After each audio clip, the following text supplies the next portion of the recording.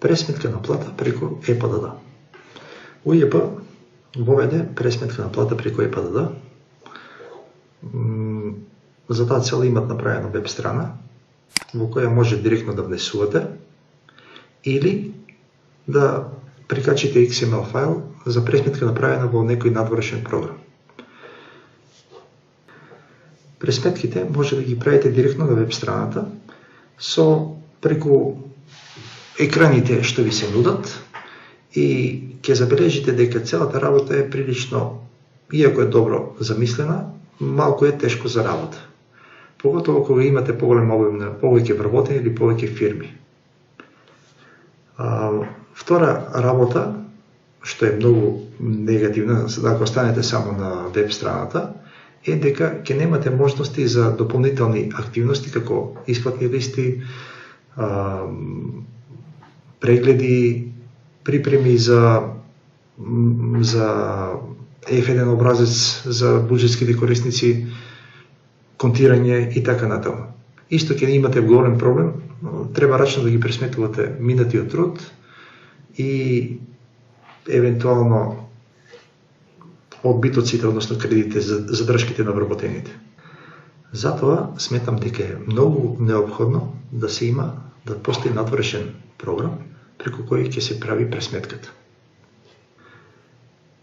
И кога се има пресметка во програм, значи првата пресметка мора да се некако внесе, дали ќе се пренесат подаците од претходните пресметки во МПИНот или рачно ќе се направи пресметка за еден месец. Следните месеци секако се многу поедноставни, со копирање на пресметката од текущиот месец во следниот и само се прават дополнителните измени. Да се вратиме во нашиот програм.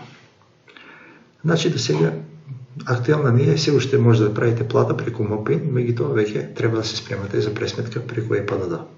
За да ја активирате пресметката преку ЕПДД во поставености, оператори, за тој юзер треба да изберете плата ЕПДД. Еве, ќе изберам. И веднаш се појавува иконата плата ЕПДД. Да влеземе да видиме што има внатре. Пресметката на плата преку ЕПДД е директен наследник на пресметката преку МПИН. Со тоа што, нормално, концептот е различен и мора да имаме и други екран и друг пристап на проблематиката. Во горниот лев агол се наоѓаат генералните податци за текущиот месец. Значи и овде имаме година и месеци за пресметка. Овие се тестови.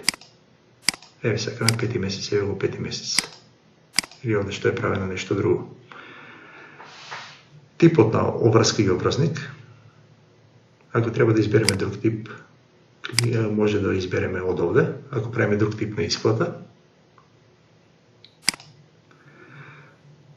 И овој дел, подоцна ќе го видиме, овде се прави нова пресметка ако треба или да се брише старата, значи малте не идентично од МПИНот. Во долниот лев квадрант ги имаме табела со податоци за вработените за тој месец, за пресметката за тој месец. Овде не правите никаков внес, гледате само дека колоната шифра е активна, практично во бела боја. Другите вредности се името на вработените, часовите, деновите и часовите и од што се состои пресметката. Од овие податци десно ќе имат реперкусии од пресметките што се наоѓаат во десна страна. Овде можеме да додаваме вработени или да бришеме вработени. И за разлика од МПИНот, овде еден вработен може да биде само во еден ред. Не може да биде во повеќе редови. Кога треба да има во повеќе редови, тоа се решава во другите табели. Кога имаме повеќе почетоци или престаноци. За секој од вработените, десно имаме неколку рубрики со кои се дефинира пресметката за тој вработен. Иако во прв момент ќе ви биде малку збунувачки, бидејќи ова нова работа. За кратко време ќе ви стане фамилиарно и практично пресметката брзо ќе ви оди. Рубриките по содржина и по изглед се многу слични, аналогни, не се исти, но се многу слични со изгледите на екраните од веб страната. Еве овде имаме основни подаци, ефективна работа, надомест од плата и плаќа друг орган и бенефициран стаж. Значи, еве ги истите рубрики што и овде ги имате, само во кај мене таа работа е решена малку по-елегантна, за да добиете на брзина. Значи, и овде ги имаме ефективна работа, надомест, друг орган, бенефициран стаж уште не е средена и на крајот како изгледа една пресметка, кумулативно. Значи, во ефективна работа е податци од тековно работење, почетоци, престаноци, додатоци по основ на минат труд или бонуси или ноќни или било какви. Ова е боледување што го плаќа фирмата. Ова е боледување што го плаќа фондот. Овде се дефинира и тоа. Во горниот дел ги имаме неколку рубрики потребни кои се поврзани со пресметката за тој месец. Например, во првиот екран, исто како во МОПИ-нот, во претходниот програм, претходниот модул, ги имаме генералните податци за тој месец, денови, часови, просечна плата, календарчето за евентуално да погледаме некои елементи. Овде имаме додатоци, рубрика додатоци. Овие додатоци се однесуваат на убрзано, кога имаме голем број на вработени и кога ќе треба некој додаток да спроведиме, како ноќни работи или работи во државни празници, поедноставно е овде генерално да ја средиме табелата со тие елементи, него да одиме кај секој и да ги внесуваме тие часови. Значи, овие додатоци се однесуваат на ефективната работа. Понатаму ќе го објасниме тоа. Понатаму се одбитоците. Одбитоците се делат со истите подаци и екрани како во минутиот, како во МОПИ-нот. Значи, како што беше истиот идентични екрани се и таму. Малте не истите подаци, затоа ќе ви предложам кога ќе правите нов месец да направите прво во МОПИ-нот, па овде да направиме пренос на подаците, за да не си ги оштетите подаците во историјата во МОПИ-нот. Овде се уште е во доработка, овој дел, прегледи. Имате можност за тие што имат многу вработени, има фирми со стотици вработени, поделени по делови единици, и многу е олеснето внесувањето по списоци од делови единици. Или овој дел е за буџетските корисници за креирање на образец F1 и за прилог 6. Рубриката табели е нова работа, што до сега ја немате сретнато во претходната пресметка во МОПИ-нот, а тоа е дефиниција на шифрите за пресметка. Да видиме што значи. Имаме овде ефективна работа, надомест и друг орган. Значи, вака е замислено по овие шифри да се прави пресметката. Значи, немате комоција било какво да ставите додаток, туку имате список со дефинирани елементи, например 37 треба да е минат труд. Еве го, минат труд. Значи не може да ставите како до сега, туку веќе е ставено во шема. И сега имаме, да видим кои други елементи. Имаме за секој тип на ефективна работа имаме процент. Значи, тој процент можеме по потреба, не знам на која одговорност, значи одговорност, да го менувате. Значи, ако имате прекувремена работа, тоа е 135%. И тие и овде имаме колона за часови. Внимавајте со овие ознаки, значи не ставете произволно како да експериментирате ако не знаете што се случува. Значи, ако значите час, значи дека тие часови влегуваат во работната пресметка. Еве, значи, редовни часови 100% и штиклирано часови. Ако имам овде часови, еве ги, ова значи тоа, тие часови практично влегуваат во вкупните часови на вработениот. Ако додадеме ноќна работа дека бил неколку часа, ќе се овие 35% се практично додаток дека нема овие часови да се додадат на вкупниот број на часови, туку тие часови ќе бидат за часови, само часови за пресметка, а не да се додадат во вкупниот број. За да биде појасно, годишен одмор, значи или човекот на вработениот на работа, или на годишен одмор. Затоа и тоа е штиклирано.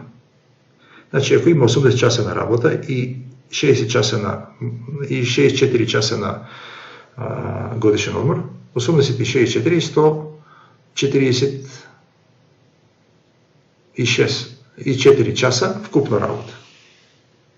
Евентуално. Значи се собират часовите.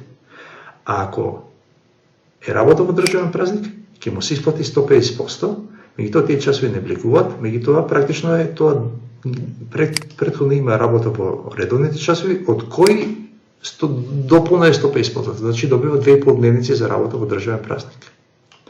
Тоа е колоната часови. Колоната стаж. Вие си селектирате кои елементи сакате дали да влегуваат во минатиот труд или да не влегуваат во минатиот труд. Минатиот труд се добива автоматски. И вие означувате дали одредена допуна ќе влегува во минатиот труд или нема да влегува во минатиот труд. Значи, ако сакам работа на државен празник да влегува во минатиот труд, само овде ќе селектирам. Следната колона F1 е резервирана за буџетските корисници, не се оптеретувате со тоа. На нив директно ќе ги објаснам што значи ова. Исто важи и за другите надоместаци.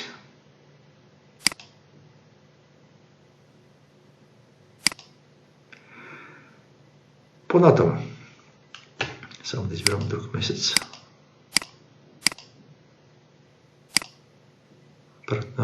Овде имаме, треба да ги филтра да го ослободиме, евак. Кога внесувате подаци за некој вработен, овој вработен има 160 часа, ми практично немаме никаков проблем со него. Меѓутоа, кој ќе имате вработен, во кој ќе има на кој ќе му биде исцепкани датумите, значи од една дата до друга бил вработен, па една боледување, па пак престанат, па почеток и така натаму, малку е конфузно, односно проблематично да се прати целата работа со денови и со часови. Затоа овде имаме една специјална работа, граф, во која се гледа дали е се добро сработено за тој работа. Овде вели дека имаме преклопување. Имаме 43 работни дена, нешто не е во ред. Значи веднаш, иако не знаеме кај е проблемот, и кога ќе дојдеме кај рубриката граф, се гледа дека имаме боледување, а во редовен работен однос од цел месец. Значи не може и да работи и да боледува. Во пресметката во 5 месец, еве например, овде, ова е добра работа. Овде немаме проблем. Имаме вкупно 31 ден, а часовите се поделени на фонд, боледување што оплаќа фирмата и од одредена дата на редовен работен однос. Значи немаме преклопување на прикажениот гантограм. За ова е потрошено прилично енергија да се среди. Ова дури ќе го имате и во исплатните листиња. И на секој вработен ќе му се даде и приказ на исплатното листе како му се часовите. И ако има случајно забелешки, да може да дискутирате.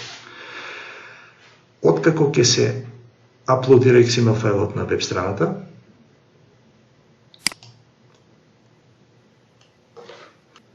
откако ги се аплодира, можни се грешки. Значи, ќе го видиме тоа, например, подоцна, кога ќе се аплодира, самата веб страна ќе прикаже дека има одредени грешки и малку ќе биде отежнато кога ќе имате многу вработени да се пронајдат линиите кај е проблемот или кај кој вработен е проблемот. Значи, овој дел е помош за тоа. Ќе се ископира содржината од фајлот со грешки и тој ќе помогне да ги пронајдеме полесно грешките. И понатаму, ова е за сметкувителите, односно за повеќето од вас, кои сакат да се контира платата по шеми скоро идентични од претходната пресметка. Значи, со еден клик може вие да исконтирате платата со одреден налог да пренесете во финансии. И стандардно долу имаме брзи икони. Ова се исплатните листи за сите, а рекапитуларот генерален за целата пресметка, список за исплата по делови единици, нормално, креирање на XML файл за upload и овие се две рефреш. Значи, кога се направат пресметките, со овие рефреши се прават, се докомплетира пресметката. Десно имаме податоци за вработените. Ова е идентичен екран од заедничкиот екран од пресметката за МОПИНот. Значи, тука, ако се направи било каква промена, важи и за МОПИНот. И овде имаме една мала работа, додадена. Не знам дали знаете, но концептот на ЕПДД е исклучиво бруто пресметка. Значи, се треба да размитувате бруто.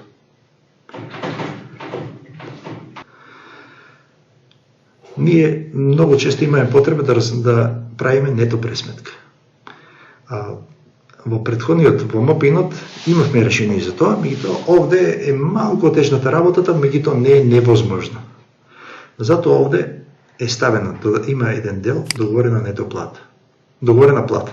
И сега, може да си ставите нето договорени плати, кои нето сакате да ги имате, и програмот сам не може директно, туку мора да се докалкулират додатоци за да се дојде до бараната пресметка, бараната нето плата. Значи, го имаме решението и за добивање на нето плата по потреба. Во следните видеа, комплетно детално ќе ви објасниме како се прави пресметката и како се решават поединечните ситуации.